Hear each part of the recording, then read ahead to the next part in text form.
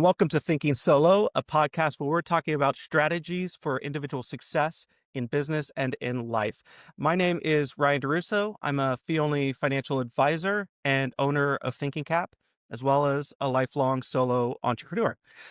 Today, we have a special guest, Chris Brown. He is a licensed clinical social worker and certified EMDR therapist. So he has a full private practice, but that's not all he does. He's also co-founded he's a veteran of the Marine Corps. And so he co-founded Growing Veterans, a nonprofit that helps veterans build connection and purpose through sustainable farming and peer support, which I'm sure he'll get into. And then also he now runs Helicon, which is a public benefit corp that aims to expand access to EMDR therapy, which I'm sure Chris will talk about at some point, by connecting trained therapists and those who need it most. So, I'm an advisor on this project for him, and it's an incredible business, so I can't wait to hear a little bit more about that. But Chris, welcome. Thanks for joining us. Thanks, Ryan. I'm glad to be Yeah, here. This is absolutely. great.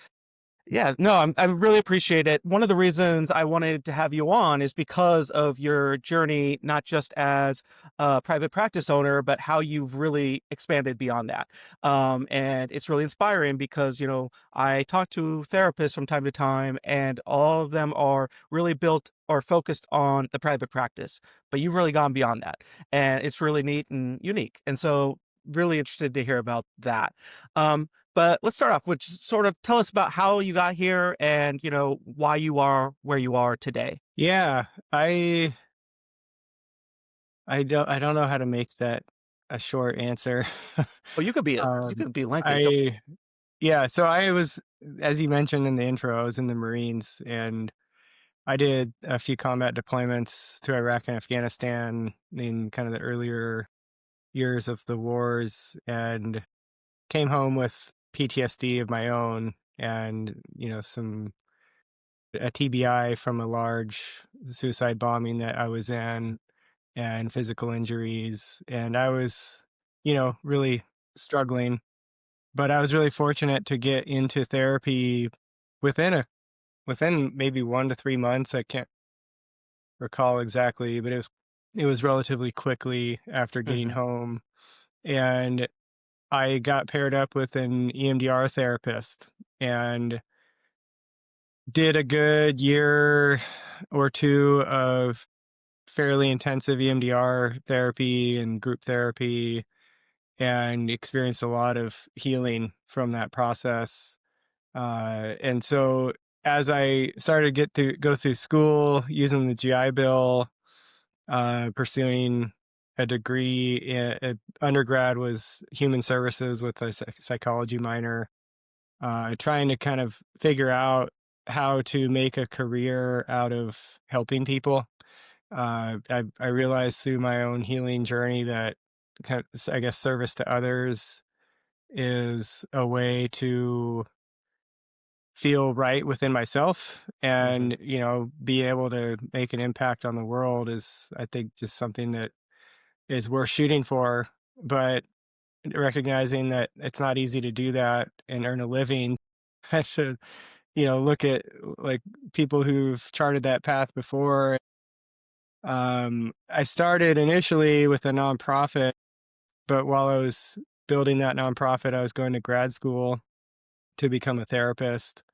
And so as I transitioned into the therapy world, having had the experience that I had early on as a client with EMDR, I jumped right into EMDR as a clinician, and I've been doing it for the past decade or so. During that time, initially, I had the training, and I was just doing kind of head down, really intensive clinical work for the first several years, and I never really explored or considered pursuing any additional EMDR certification. Mhm. But an opportunity came up that allowed me to do so, which required a lot of extra training and a lot of extra consultation with other EMDR clinicians. And I came to really appreciate the model that exists to support EMDR therapists in advancing their skill set and their proficiency but I also, along the way, now I've gotten certified as my own, and I'm an approved consultant, so I can consult with other therapists working toward certification as well. Hmm. And I've noticed a lot of, I guess you could call them pain points or challenges that exist in that journey toward becoming a really proficient EMDR therapist, and started to think about clever kind of entrepreneurial ways to solve those problems. And so that's kind of what led to the early thinking that has become Helicon. Yeah, no, that's great. Just as an explanation for the audience, like just explain EMDR real quick, what it means, and just a very top level sort of explanation of that. Yeah, EMDR, it's a acronym. It stands for eye movement desensitization and reprocessing. And all those fancy words basically mean using bilateral stimulation, left to right eye movement, to facilitate, you could call it a brain state that is ripe for healing. Um, when they first developed EMDR in the late 80s, early 90s, and the first probably decade or more was really focused on treating post-traumatic stress. But it has evolved over the last couple of decades to advanced or specialized protocols for depression, anxiety, performance enhancement, substance, addiction, Hmm. pain management, things like that. But when they were doing I think some of the best research to date has been looking at pictures of the brain when the bilateral stimulation is happening, and comparing pre and post brain images, recalling a traumatic event, like what part of the brain is lighting up. And some of the most noteworthy findings are the bilateral stimulation itself, the eye movement piece. It is activating the part of the brain that's responsible for memory recall. So you can like have more vivid memory when you're in that state. And it's also suppressing the part of the brain that is responsible for like the fight or flight response.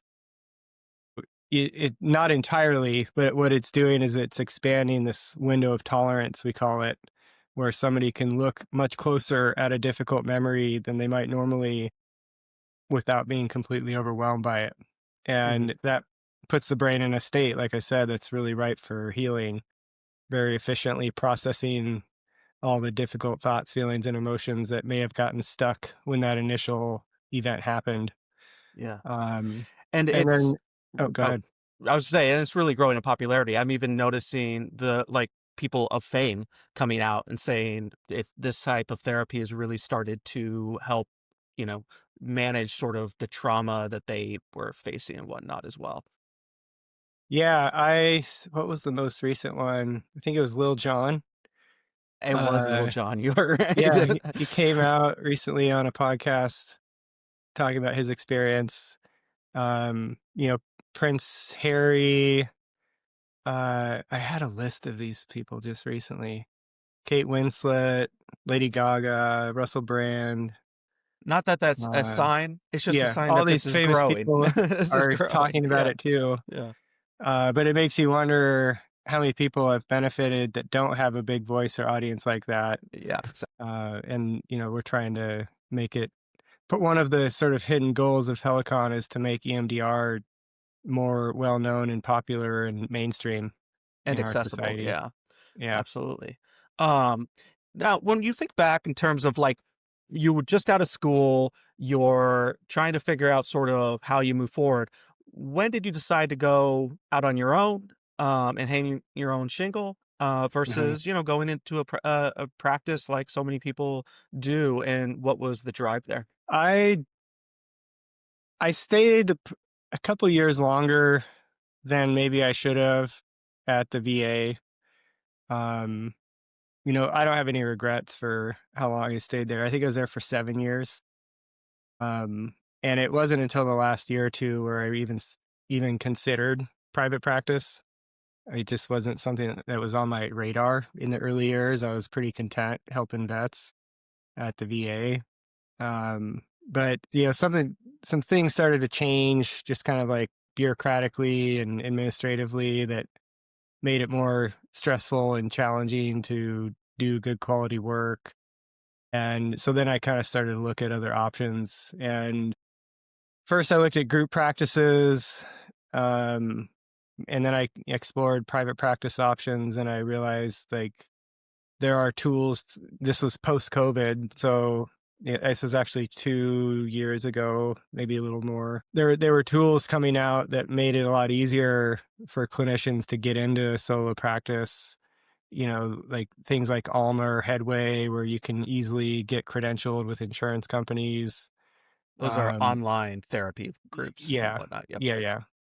Um, and yeah, just so many online tools that existed for practice management, client outreach, getting people, fill in a caseload. And so I decided I'm going to give it a go. I started taking, I was using my paid leave time to, take a Friday off, or started to creep into Thursday afternoon and Friday as I was building a caseload in my private practice. Mm-hmm. And I let my team know, that the clinic that I worked at, and I let all my clients know that this transition was happening. And I had a good 3 to 6 month kind of lead time for that transition. Mm-hmm. And it felt like as far as like doing justice to all the clients that I had while I was there, it felt like a pretty good transition. They all got connected to other providers. It worked out really well. But there was this point where I realized the systems I have in place are working. If I leave tomorrow, I'll be okay. Mm-hmm. So like that, generating that sort of experience led to generating some confidence that this private practice thing can work. It was just a couple months after I had that realization that I left, and I haven't looked back. Yeah. I Uh, I really do miss the people I worked with and some of the clients that I worked with, but having the freedom and flexibility to kind of make my own schedule, and um, you know, generate the policies and systems that work best for me and my clients, it's just so great. Yeah, that's fantastic. I actually, when I was making the transition years ago, like I would always just look at everyone around me and be like, I don't want their job. Like that's not what I want to do for a living. And so it was always a driver to eventually go out on your own. But it seems like you were much more sort of just kind of frustrated with the situation more than anything else, and kind of wanted to kind of create your own world Yeah, within the private practice. yeah, yeah. I mean, frustrated at times, definitely. But I just kind of saw the writing on the wall. Like one of the reasons I had joined that part of the VA that I was working with is, for years they had kind of been insulated from the bigger bureaucracy of the VA, but over the years that I was there, that bureaucracy started to creep into it more and Mm. more. Yeah, so I that's not the kind of system I would ever want to stay in if I had a choice, and I had a choice. So, Yeah, that's true. How much did the military service play into that?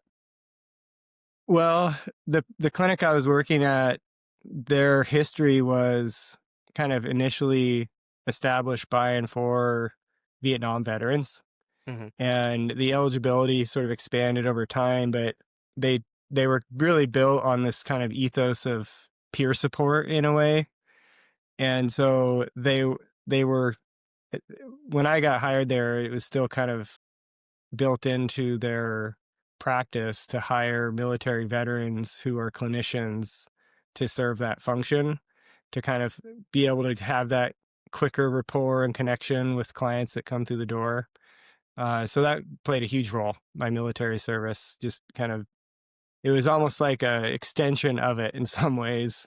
Yeah, it really was. And honestly, that was another factor. I kind of got to the point in my own healing and transition process that I wanted to step out of that military veteran kind of bubble that I had been living in for so long, and start working with clients from other backgrounds and experiences, and create some of my own. So No, that's it great. made sense. Um, yeah, talk about those then, either then or even now with Helicon. Like, what is a significant hurdle that you faced in the past as you're growing this business, and like how'd you overcome it? And in particular, I'm thinking in terms of like, there's always these times when I know you said you never looked back in private practice, but there are always these times where you sort of are like, is this going to work? Is this not going to work? Or I don't even know if you've done this, but like I know I've done this over the years many times, like look at like regular jobs every once in a while just to see what they what it looks like because feel defeated or whatever. And I'm curious in terms of like that sort of experience, if there was any one thing that kind of stands out there. Challenges? Yep. Yeah, I built a bulk of my early caseload in private practice with some of these in-network insurance adjacent models, and I realized, I didn't realize it at Before you go into this, let me just quickly explain. So when you get therapy, you can either go through private practice or private pay, or you can go through an insurance. And yeah, on the therapist side, when you go through the insurance, there's a lot of parameters of how they get paid and a lot of complications, and so it often can actually deflate their pay over time. And so, yeah, when Chris is mentioning insurance panels and whatnot, he's referring to the insurances that you're using to pay for the therapy. Sorry, Chris, thank and you. not everyone's a therapist here, so No, I have to that's a explain that one. great preface to what I was about to say. Yeah, I realized how heavily weighted my caseload was on these insurance-based, um, clients. I didn't know it at the time when I'd started, like, how much of a, um, I guess, a gap there was between what is a competitive private pay rate and what does insurance reimburse. It's pretty stark, and I also didn't know it until I started reading more and kind of hanging out on therapist forums who have been in private practice for longer than I had. Like, insurance companies have these policies where they can claw back money that you've already earned from time that you spent working with somebody. And that really started to honestly just scare the shit out of me. Like, right now, for the last since I started private practice, I've been kind of the solo earner for my family, and like this is our livelihood, and that's not really the kind of risk I want to have. Like, just kind of feeling, um, I guess, kind of vulnerable to some big agencies' policies that are don't make any sense to me and don't feel Sure. right or just. Yeah. So a challenge was, how do I change this for, like, to start, moving more toward the private pay model while also not bailing on the clients that I have. And so, I took a really slow approach, kind of like I did when I was leaving the VA, kind of transitioning clients, giving them several months sort of advance notice that this change is coming, and being able to kind of make the decision whether or not they'd want to stay with me or move to another therapist that would still be in network with them. And, kind of talking through all the different implications and considerations of that. And that was, it felt a little, that was a challenge because I'd already gone through that sort of client transition thing a year or so ago. And um, I didn't like having to do it again. But again, like, I'm glad I did. It's worked out, and some of those clients decided to stick with me, and it just so happened that I found some really great out of network tools that clients can use to submit their own reimbursement claims with their insurance companies to help cover the cost of private pay. Hmm. Um, So, I mean, it worked out. But there was another part to your question, I think, that I'm missing. No, that was great. You know what I love about this because you're sitting there, you see the problem, and you're very nervous about the solution. But and there's like this decision process. You can either keep doing what you're doing, you can go back to the old bit, like go back to a full-time job, or push through. And you push through, and it probably felt really like nerve-wracking at the Yeah, time. Is this going to work? Is this going to like actually pay off? Am I putting my family in like economic like despair through this yeah. decision? And yet you've seen the other side, which is, But you know, I will say inspiring. that, you know, realizing that I can keep a full caseload weighted much more heavily toward the private pay model, it's also kind of internally helped validate the the skill set that I have, and like as a professional, like people are willing to pay out of pocket to receive the service that I can provide, regardless of whether or not insurance is going to help that. Um, there was part of me that didn't think that that would be true, Yeah. so kind of taking that risk and having that sort of validation too, I think it's given me more confidence as a professional that the service I offer really is valuable and meaningful for folks. And, I think that confidence is noticeable. I mean, I've known you a couple years now, and like the confidence you just display just in conversations has grown over the years as well. Thanks. So it's something that goes well beyond the business and whatnot. Um, one thing I do to relax and sort of take my mind off things is I'm a big cinephile fan. Like I'm really into movies and whatnot. And I'm curious, what is your sort of pastime? What do you do that helps you relax, and why does it help you relax, and why is it that thing that sort of takes you away from the business? Relaxing. Hmm. A lot of things that come to mind immediately probably don't sound like relaxation to most Yeah. people. That's okay. Uh, I I like to do I train jujitsu. Um, I go on runs in the woods. I lift weights. I spend time with family. Um, you know, lay on the couch with the dogs and Hmm. Yeah. Talk about the uh, jujitsu though. How why is that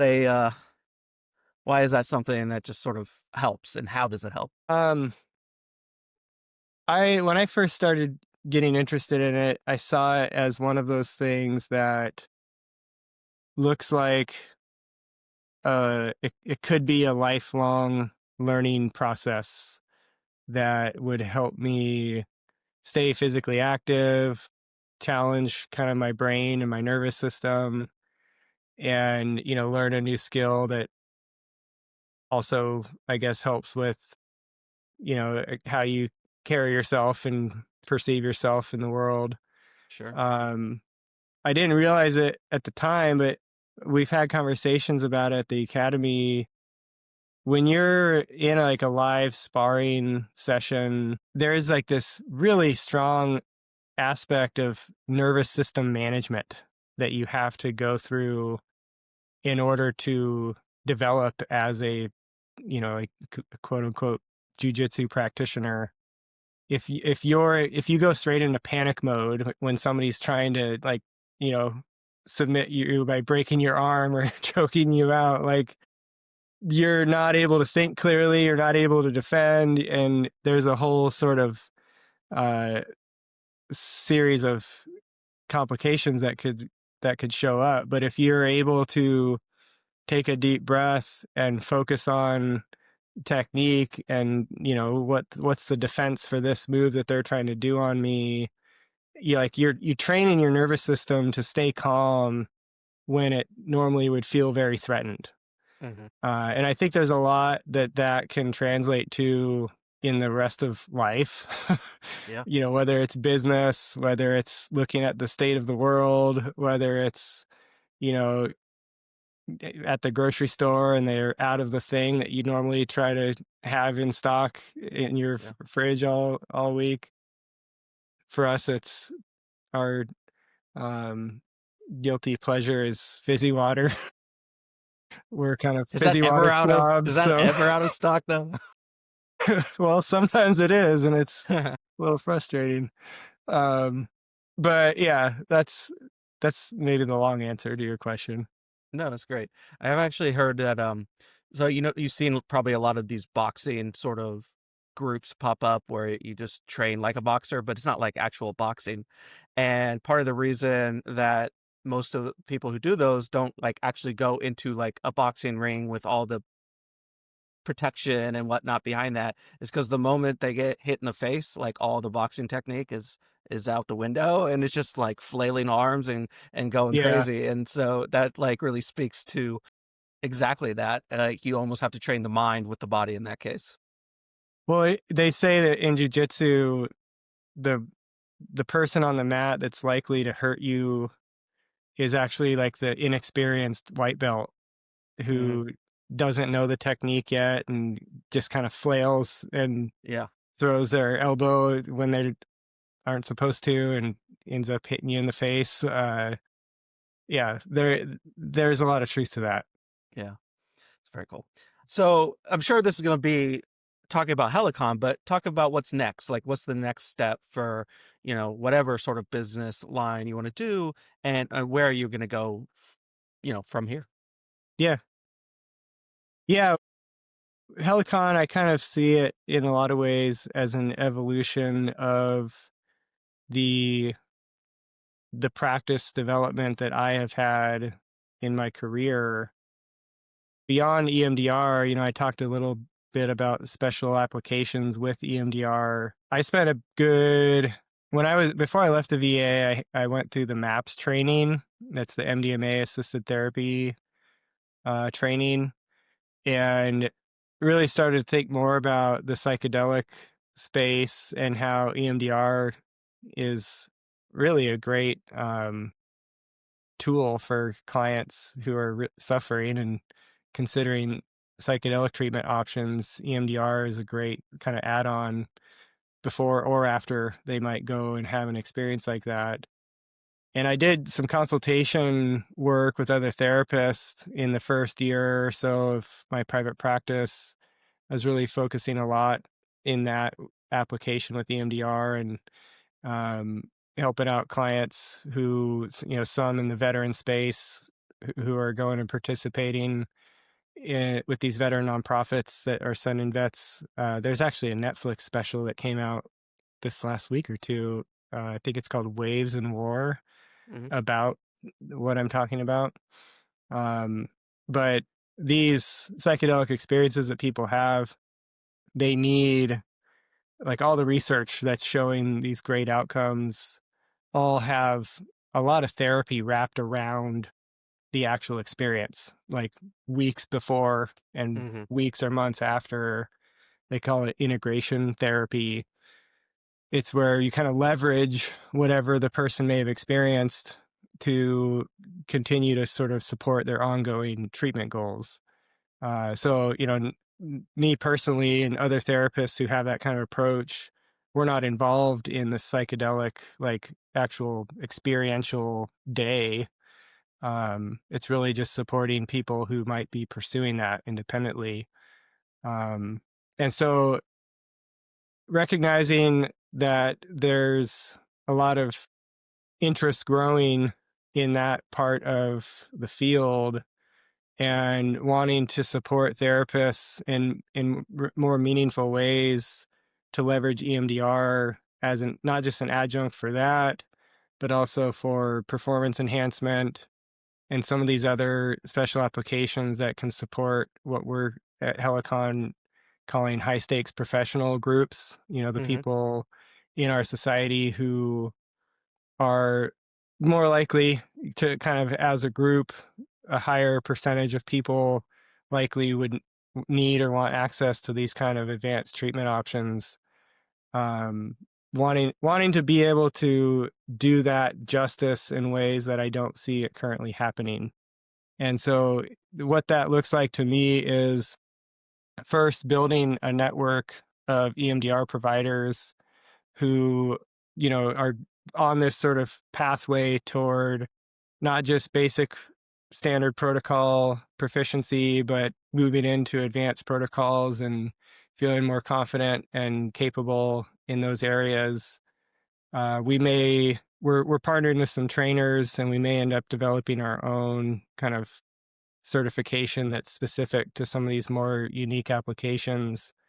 But once we have that network built, then we'll be able to generate our own kind of internal directory of highly capable, culturally competent providers that will then offer kind of as a annual subscription to an agency, so they can offer their employees the access to this sort of directory.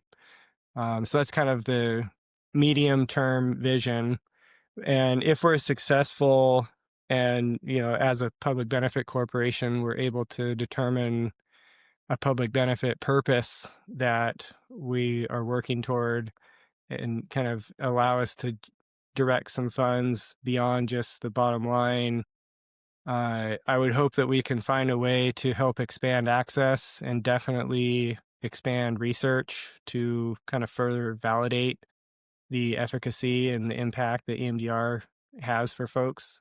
Mhm. So that's kind of the direction I'm heading, and where I'm spending a lot more of my free waking hours thinking about.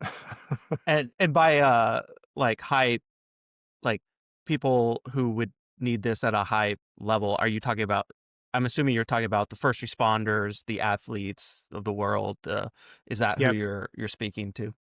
Yep. First responders, athletes in any sort of like high performing setting, musicians, healthcare, definitely Mhm. healthcare. Um, we're, I mean, there's also different corporate settings where I think this would be valid. But that's just kind of like I said, the medium term. I think eventually, once we're building some traction there, we'll be able to figure out a way to offer access to the directory to anyone that's looking for it. Yeah. Um, yeah. And I'll be sure to include the link in the show notes, so you can find it there. This is neither here nor there, but they may be looking for funding right now. So also something, a possibility down the line as well. Last Yep. question for you is, any advice that you would want to give to someone who is thinking of going on their own, or, whatever that business may be or that lifestyle may be, and, what you might give them in terms of that? I was talking to some folks recently that asked a version of that same question, and there were two things that came to mind. One is this quote that I've always held on to. Um, if one person can do it, I can do it too. This idea that, like, you know, even the most successful person in the world, and that person might be different depending on how you define success, but they put their pants on the same way I do every morning. And like, if others are capable of accomplishing these kind of things that I'm interested in, then I'm probably the only barrier for being able to do that too. And that kind of leads to the second part of the answer, which is, when it comes to building something, you can't only chase the shiny objects. You've got to do the boring stuff too. Like, Mhm. the boring stuff is arguably more important than the shiny object stuff. But if you don't dedicate time and prioritize for the mundane kind of routine activity, you're going to have a hard time reaching your goals.